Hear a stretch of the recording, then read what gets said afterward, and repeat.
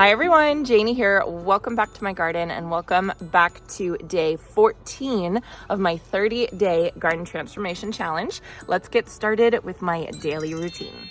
Sadie was outside helping me water today, so while she was taking care of that, I tackled weeding behind my traveler's weeping redbud. This is one of the areas that weeds come into the garden from the neighbor's yard, so it will just always be a constant battle. But I think if I continue with the little and often approach, I can keep it under control and not get too frustrated about it. For deadheading, I attacked my beautiful Miss Molly butterfly bush today. Deadheading a Miss Molly is actually really simple to do. I'm just following each spent flower down the stem until I reach a healthy set of leaves or a side shoot, then making my cut right above that point. Deadheading isn't absolutely necessary on buddleias, but it does keep the plant looking neat and can encourage another flush of blooms. Plus, it gives butterflies fresh flowers to enjoy for even longer during the season. It's one of those quick little garden jobs that only take a few minutes, but it really makes a difference. I planted another cat's pajamas nepeta over by where I planted yesterday to round out the grouping. I think it looks much better with 5 here versus 4. Odd numbers in the garden are always more pleasing to the eye. I don't know why, it just is. Finally, the last thing I had to do today for my daily routine was fertilizing. I decided to feed my annuals over on the other side of the gazebo today. I love how bright and colorful this area is, and keeping it fed means more blooms for me to enjoy this summer. You guys, look at my poor fig tree. I mean, this thing it's a rock star. It's absolutely incredible. There are so many figs on it, but there's so many, it's like bending over. It almost looks like the branches are gonna break, but I don't think they are. It's done this before a couple years ago, and then I had the arborist come and prune it, and now it's just flushing back out. It is very, very happy in this spot, let me tell you. One thing, perfect segue. One thing that is not happy is my Miss Molly butterfly bush over here. That is what I'm doing for my focus garden task today. Is I am focusing on transplanting a couple things that need to be moved. And this one definitely needs to be moved. First of all, it's not even doing very well. I need to deadhead it, but if you look at the foliage, it's not even really happy in this spot, and I'm not totally sure why. But the silly thing is, I guess I would say, is I don't even know why I planted it right there. I don't know what I was thinking, because here's my hose link, and for me to get my hose link out that way, I have to go around Miss Molly, which doesn't make any sense at all. So she needs to move. I'm going to cut her back and move her. Over here to the left, that's not in the way, it's in a really great spot. This is my white pillar Rose of Sharon. It's looking really, really good. And this guy's going to get really tall. I think like 12 to 15 feet tall or something like that. So that's going to be really pretty. And then another one that's doing great is my plumbago back here. And I'm letting this one just go nuts, go absolutely crazy. And that'll get nice and big, really pretty, and right next to my lime tree. I still need to paint the fence. I got to do that. It's on my list of things to do this month. But for today, I'm going to focus on transplanting. I have a couple other things I want to transplant as well, but this is my priority. So I'm going to get started. I'm going to cut it way back. It should be okay with a cut back. It should flush back. And I'm going to move it into the backyard.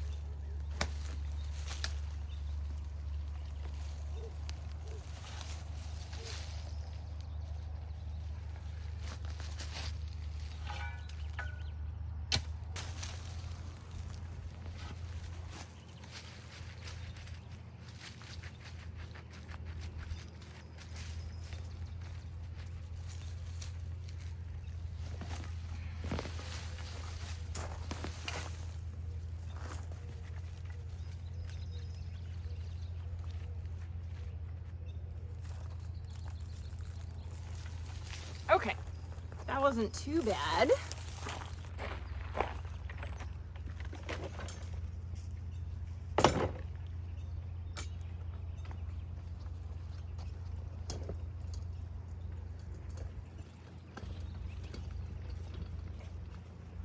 All right, so I am back in my back garden today. It is the weirdest weather today. Look at that. It looks like there's rain clouds, but it is hot right now. It is like 75 degrees and it's like maybe not even 8 o'clock in the morning. It feels like I'm in the South.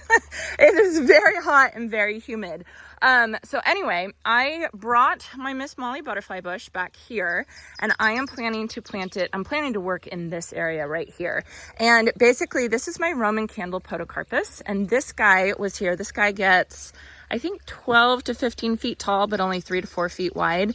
It's a very, very cool plant, very cool podocarpus, but I don't think this is the right spot for it anymore. I planted this here when I had the screen over here, and so this was right next to the screen, so that was a good spot for it then.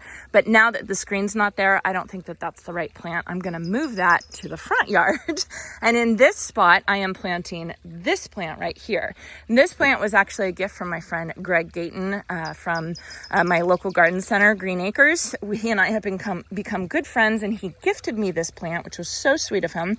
This is an osmanthus fragrans, or a sweet olive.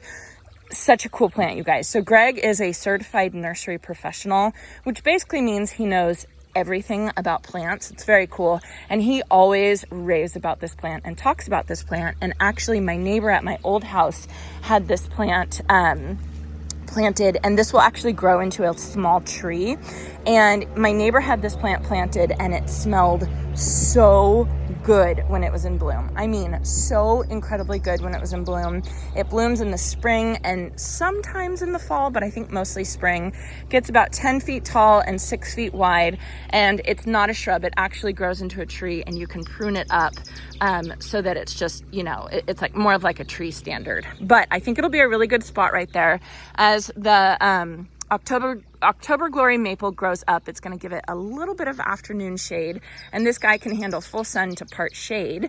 And the other thing is, when it's in bloom and smelling so good, this is really close to my bedroom window, and so with the window open at night, I'm going to be able to smell this at night, which is just amazing. Plus, it's right next to the patio. It's supposed to be it's known to be a really good patio plant because it smells so incredibly good. I'm pretty sure it's zones 8 through 11, but let me double check on that. And put it on the screen. So anyway, this plant, this gift from Greg, that's the other thing, is it was a gift from a good friend, and I just love that. I love having plants that are gifts from good friends. So this plant I'm going to plant in this spot where the Roman candle podocarpus is. Roman candle podocarpus is going to the front garden. And then because this guy is a relatively slow grower, it only gets about 12 inches per year, maybe a little bit more in our heat. I want something else for some vertical interest in the meantime. So I'm going to plant Miss Molly right behind it right here. So Miss Molly will get really tall very quickly. This one will grow over the next, over the years and eventually get tall. And then Roman candle podocarpus is going in the front. So lots of shuffling plants around and moving them around, but I think that these are better spots for all these plants, and I think that they'll be happier in the long term.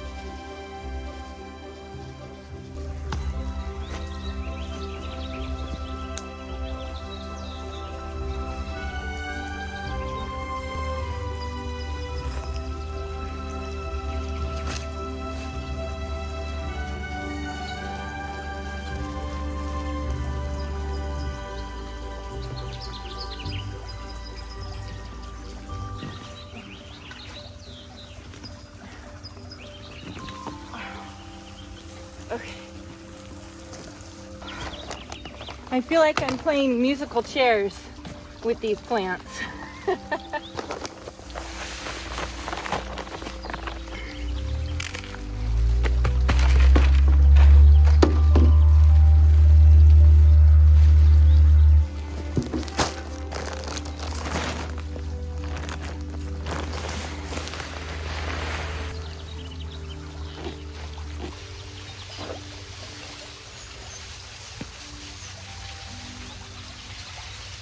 Okay, I think I'm getting lucky today. It wasn't that hard to get the Roman candle podocarpus out. It wasn't too bad. I am so happy with the sweet olive right there. I think that is going to be the perfect spot. And as it grows up and grows into a small tree, it's just, oh, it's the best thing for right next to the patio and my bedroom window. And then Miss Molly right there, that's just temporary. That's just for now, because that's going to get huge in like, you know, a very short period of time. And so that's just for now while this guy is still growing. So anyway, oh my gosh, it's raining. Oh, it is rain. Oh my gosh. For us in California, this is a big deal, you guys. Even if it's just a couple drops. Oh, that's so nice. I hope it rains a lot today. I really, really doubt it, but I hope it rains a lot. For those of you who get summer rain, I have to say I'm a bit jealous. Okay, so the last thing I have to do today is I have to get this Roman candle podocarpus planted. I am headed up to the center island. I know exactly where I'm going to put it, and I don't think it should be too hard, but let me see. And yes, my podocarpus here, they are suffering. I'm going to have to take them out. I'm going to have to do a shopping trip at the wholesale plant nursery and get a couple more of these to replace, but that guy is pretty much dead.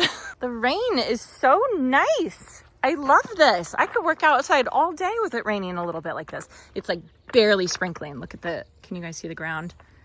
It's like barely sprinkling, but it's really, really nice. All right, so my plan for the Roman candle podocarpus is to put it up here by my purple fountain grass. I love having the purple fountain grass right here.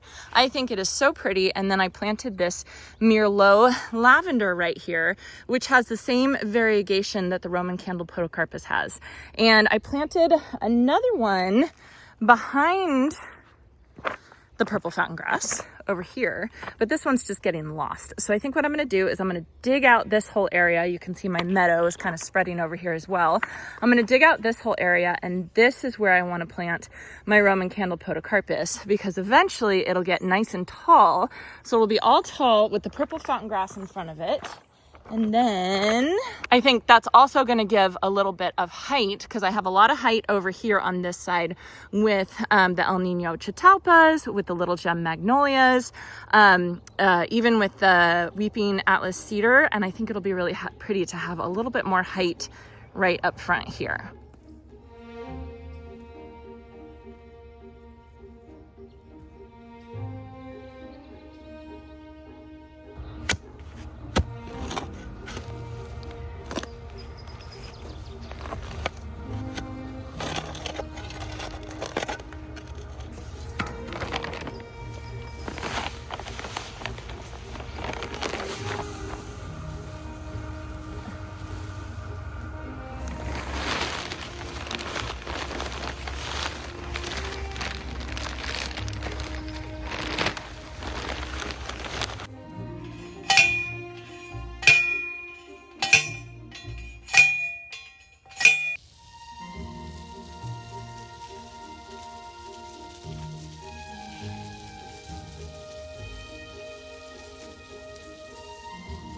All right, I've got the podocarpus in. I love it there. I ended up leaving the Merlot lavender right there. I'll probably end up taking that out, but I am so happy with it right there. I think it's so very pretty. I did have to stake it up just because the root system wasn't super developed, and I think it just needs to root in a little bit, but I think it will very quickly, and I think that is a great spot for it. So that's it for my focused garden task today. It was 2 transplants and 1 planting of the sweet olive. I think that was pretty good. What are you finding? Oh, when I was working out here with Sadie the other day, a couple of you left a comment about seeing eggs over here. And you were right. So when I was working over here, I happened to show this plant. I did not even notice this. did not even notice it. And you guys, a couple of you guys noticed it on camera, which I just thought was so funny. And when I read those comments, I was like, what are they talking about? And then I came out here and I looked, and yes, there was eggs. It's a little nest. And obviously they've all hatched and gone their own ways. But isn't that the cutest thing? I have no idea what type of bird this would be that would put their nest in the ground like this, but I just thought that that was really, really cool. And good eye, you guys, good eye. So that's gonna be it for day 14. Very weird weather today. Weird weather for the middle of July, but I got a lot done today. So I hope you all enjoyed this, and I hope you all have a chance to get in your garden today.